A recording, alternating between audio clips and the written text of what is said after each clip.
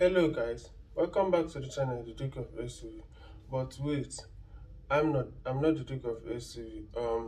I'm the chief engineer of the Lexus 550. Yes, the chief engineer in terms of design for the Lexus 550, in which we are about to present today. But before everything, I first provide a sketch of the vehicle. Yes, as a chief designer, I first provide the sketch of the vehicle, then move it to the overall engineer before he will assemble everything. Then after that, we give it to the vehicle inspection officer, then to the Duke of SUV. So guys, I would like to say to or I would like to tell you to stay as long as possible in the video and find out yourself what will happen or this one. So guys, without much further ado, let's hop into the video and get it right away.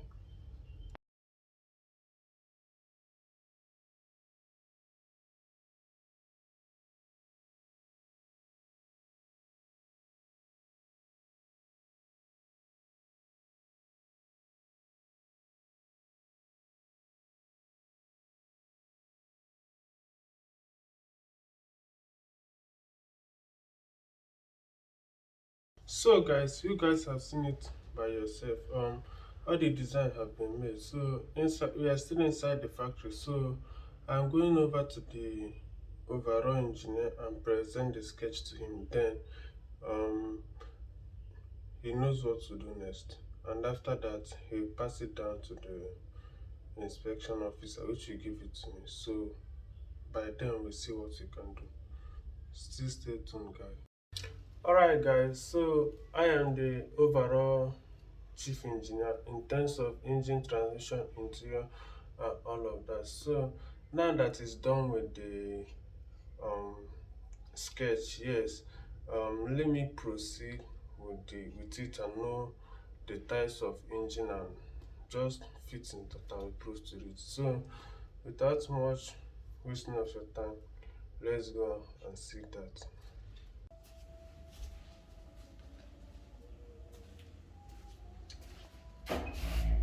Hello sir. Um I'm complete with the design. You can continue with the engineering. Okay, thank you. Let me go and proceed with it now. Alright, let's see what we got here.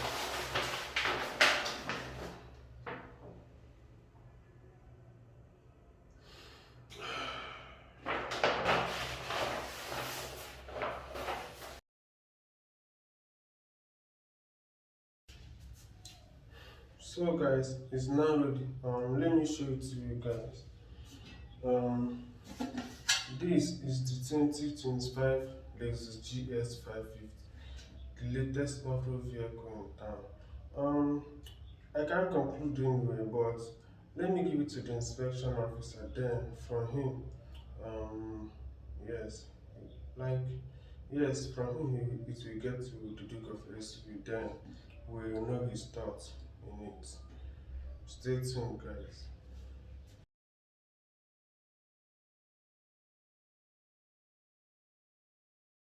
Alright guys, welcome back to the channel the Duke of SUV. So I believe you guys may have watched the video from the beginning and up to now. Thank you for doing so, and please, if you have gone so far for it, just please drop a like, follow, and just anything else.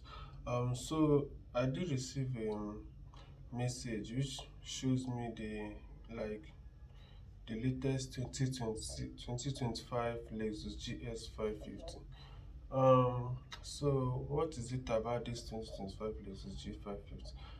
Lexus G550, as in my last video that I made, we talked about the TS, which I think was introduced last year, and already it is already selling well due to the reputation that Lexus had in terms of luxury and reliability.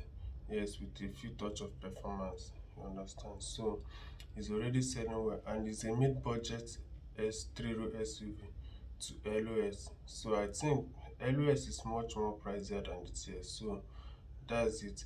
And in that video, I mentioned about this GS. This GS now is a combination of luxury SUV and off-roader. Yes. And coming to this GS in particular, it does have a 6 major trims, but this one we are using here is the this thing premium plus. Yes, but for their main off-roader, what do I mean? They do have the main of, although that all of them do have a main off-road, but there is in these 6 trims.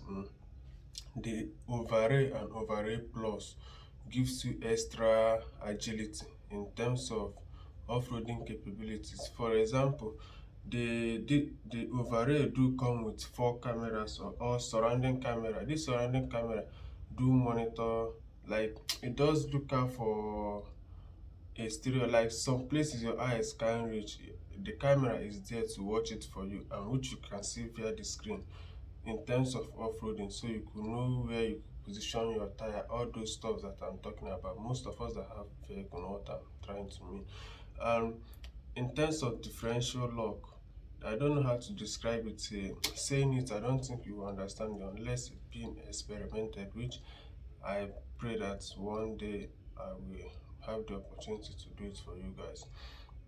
So those things as well, um is the capabilities or the abilities the overlay have over these ones, although these ones are almost similar to it. Okay, for instance, all these 6 trims now will come with a 3.4 liter twin turbocharged V6 engine, which is producing 346 horsepower and 295 pound-feet of torque. You understand? 10-speed automatic transmission and full-time 4-wheel drive. And this is where I'm having a you know, I said it in the last video about that. Yes, the lexus, their terms of reliability rating now is now kind of stepping solo. First of all, this is an off-road vehicle mainly, although they say that it could use for although that they say that it can be used for both luxury and off-road. Yes, but anyway, it's not too good, it's not too bad for the engine for being a twin turbo. I do appreciate it and I do love it as well. And we believe the only thing there is that it won't um should I say it won't act like the Mercedes or the BMWs. It's just that the maintenance cost and repairability is much okay than the Germans, but and apart from every other things, they are still turbo. And secondly, the transmission. This is an off-road vehicle. I don't know why they are equipping it with 10-speed transmission. You understand? Once again, I'm just giving it a 50% reliability rating. This is an off-road vehicle, or mainly okay for us, like even for those ones that are meant for urban areas or something like that. I don't recommend 10-speed transmission in it. You understand? I can't recommend 10-speed transmission. So let me just be watching. I'm just hoping in reviewing the Toyota 4Runner. Then I will compare it with this one for the ones we choose to go. But it's not that the Gx550 is bad. No, it's not bad in terms of anything, but it's not too good, it's not too bad in the engine. But in terms of transition, the 10 speed, I'm not a fan of. If they should have done it something like 8 speed, it will be far more better. You understand? And far more reliable. This is an off-road, to avoid any unexpected breakdown. But anyway, guys, coming to the 2025 Lexus GS, seeing this exterior of this vehicle, without much further anything, all of us can agree that mainly 60% of the board are mainly for off-road, which is such a beautiful thing. It does come in so many different colors, like the white, brown, um black. Yes. And seeing the front screen, it does, it's not something similar like the TS or ROS, but it's okay, it's still okay. We coming with the spindle grill and your normal headlights, which will be three crystal LED beam headlights with your crossed turn signal and daytime running lights. Below it will be your cornering lamp and fog lights. Yes, cornering lamp and fog lights.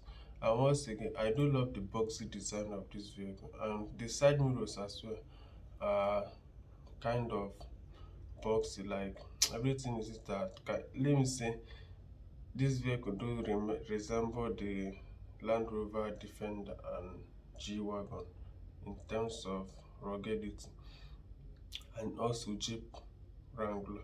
Yes, but it's far more reliable than them, except the Mercedes. So I do love the design of this vehicle. Even at the rear, you do have your crossed line LED brake lights, turn signal, and reversing lights. And even though coming to this back tailgate, the vehicle is a good vehicle in terms of design. I do love it. I do love it in terms of that design. It's beautiful. Lexus did well in terms of that design. Shout out to them. And again, is the interior. Seeing the interior of this Lexus now, let's start with the seat. The seats are not leather, but some of them do come with semi-aniline leather or leatherette material seats, so it's still a good thing. And it does come with 12-way power adjusting, two-way lumbar support, and this thing tire extension. And also the seat does offer a massaging function, which is not controlled by the buttons right there.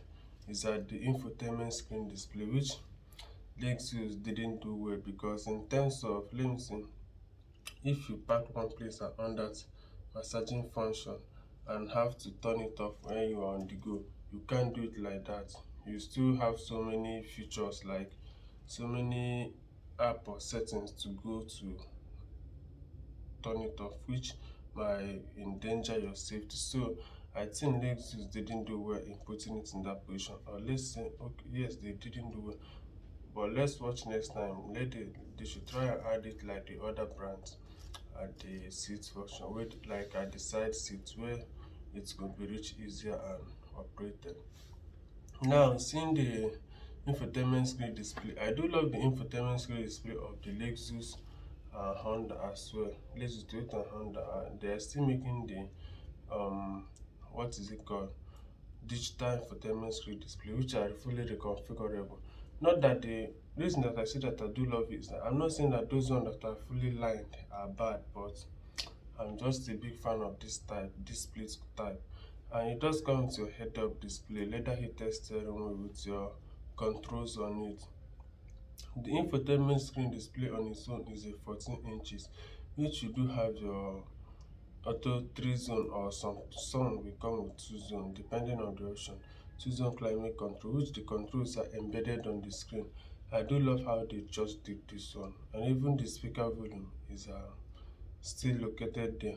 The dashboard will be soft touch, which again, looking at their cross lining, we could just see that all the interior of this vehicle is just as beautiful as Lexus, but in terms of interior storage, it won't be much like that, like the 3-row family SUV.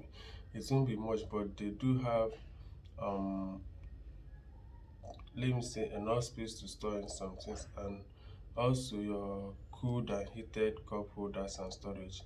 You understand? So anyone you want, you can hit it there.